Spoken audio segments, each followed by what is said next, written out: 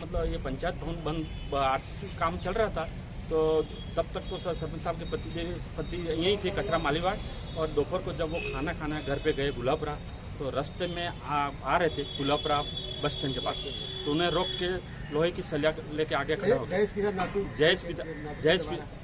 जयस पिता नाथू करके गाड़ी के आगे खड़ा हो गया, और तेरे को मैं जान से मार दूंगा और तेरे साथियों को भी जान से मार दूंगा, यूं करके धमकी दे रहा। और दूसरी बार आज वो आरसीसी हो रहा, तो उसमें आप 20-25 आदमी रात को रुकेंगे, कल उठ के उसका हाथापाई हुआ है, कुछ ऐसा अंजाम हुआ, तो इसका जवाबदार कौन रहे? कौन सी गाड़ी लेकर आ रहे थे? ये अपने बोलेरो।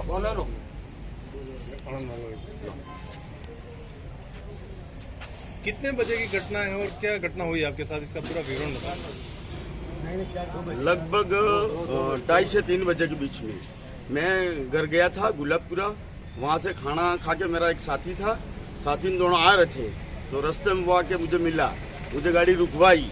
इसके बाद इसने बताया कि मालीवाड़ जी कितना भी कर लो, छत नहीं बढ़ने दूंगा, और गांव के नटवर सिंह, 2 नटवर सिंह है, नटवर सिंह राठौर, नटवर सिंह अमर सिंह और डोंगर रोत और महिपाल सिंह और 4-5 जनों को जान से मार डालूंगा, और वो जमीन मेरी है, मेरी रहेगी।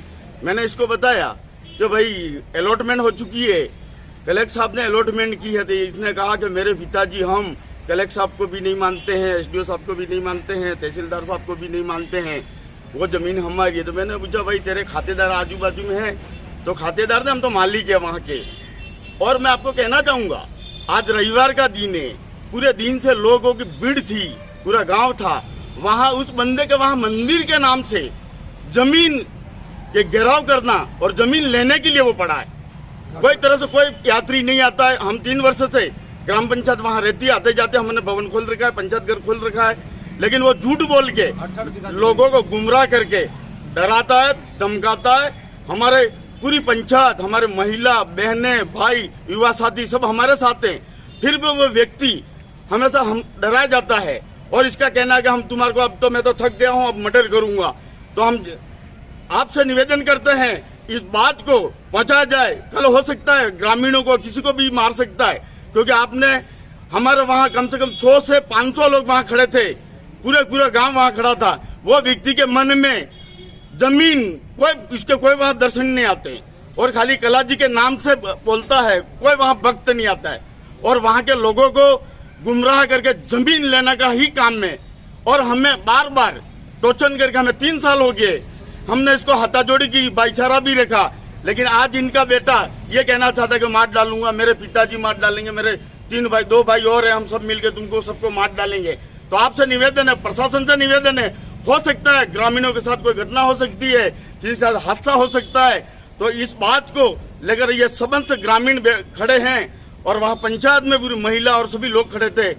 यही कह के धन्यवाद। गाड़ी से नीचे उतरे थे क्या जब सामने आया?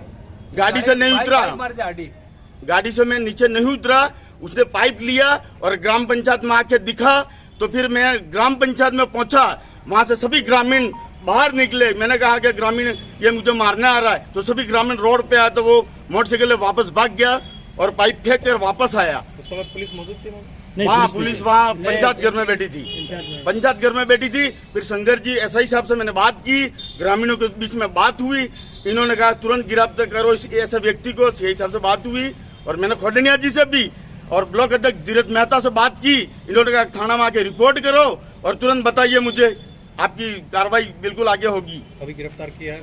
अभी गिरफ्तार करके बंद किया गया है।